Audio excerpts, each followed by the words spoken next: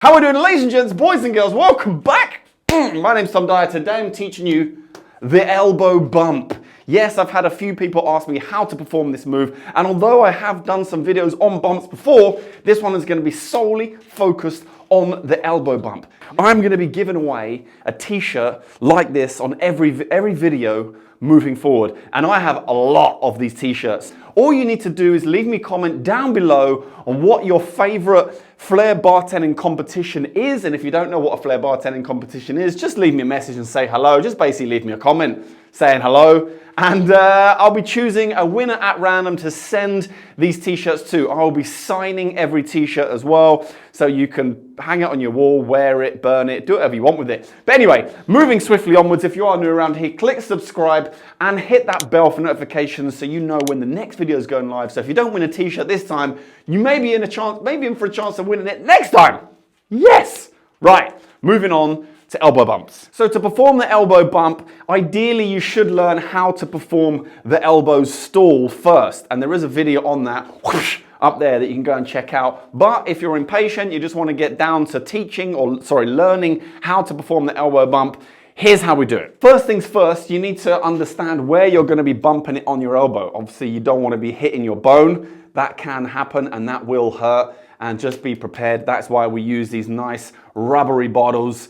So if it does hit your bone, it hurts a lot less. Anyway, when you're bumping, you want to hit that muscly part right there. We call it the boiled egg. You see that? Solid. Okay, that's where you're hitting it. Now, there's kind of two ways to perform an elbow bump, and other Flair bartenders make fun of me for my elbow bump because it's more of a push.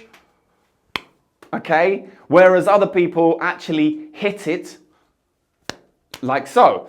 You find the way which works for you. There is no incorrect answers, but I will teach you both different variations in today's video. So you're just going to hold the bottle in this position, and you see how I'm sort of angling it forwards, okay? And you want to just get used to hitting it and see how my elbow is going like this, and that's helping the bottle spin around. Oh yes. Now my push variation is more of it lands on the elbow and pushes upwards. So hit, push. You can hear the difference as well. Now the difficulty comes in from throwing the bottle. So normally we come from over the shoulder to perform our elbow bumps, and you can do that with a single spin or a double spin. If you don't know how to perform it over the shoulder, pam, up there, over the shoulder, how to perform it. I've even done a master the over the shoulder video, and I'll leave links in the description where you can find out those. Anyway, the over the shoulder, some people do like a single spin because they find it easier to then continue the bump, or you can do a double, okay? But again, it's completely up to you. How you get into the move is going to be completely your choice. I'm going to work on the double, okay? Because that's how I've always done it, and that's why we're going to do it today. So as it comes over, you want to make sure that the bottle is nice and high and spinning, so as it comes onto your elbow, you're going to hit it like so. So that practice that you did before should then come into play when you throw the bottle over your shoulder. It's exactly the same movement, and you've got to make sure that you've got your arm bent, okay? Now, it's going to be different for everybody, but that's the position I have my elbow, my arm, to be able to bump it, and then you should be able to start hitting and bumping the bottle, okay? The elbow bump. Yes. Now I hear a lot of you shouting at me going, yeah, but how do we perform multiple elbow bumps? 2, 3, 4 bumps or more?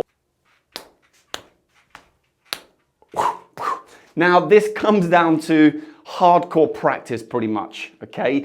There is no secret in to be able to perform this. You have to be able to control the bottle and have full control over the bottle, understand how it's spinning, and understand that sometimes you'll have to bend your legs to get underneath the bottle, and sometimes you'll have to bump it a bit sooner because the bottle has spun a bit more quickly this time. Now when I do my elbow bumps, I do that push around elbow bumps. It's how I practiced it, it's how I got used to performing my elbow bumps, but how others do it with the hit is basically it's the same thing. You practice hitting it, you practice bumping it like so,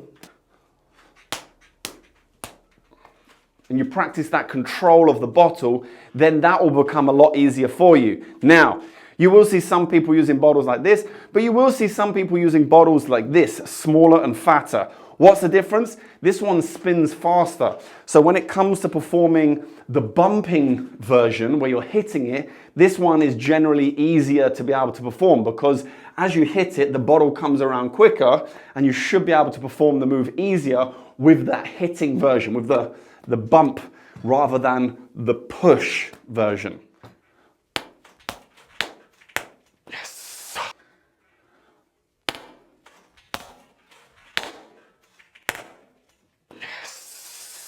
So find out which bottle works for you the best, whether you want a shorter, fatter bottle or you want a taller, thinner bottle, if you want to do more of a push with your elbow or if you want to do more of a hit.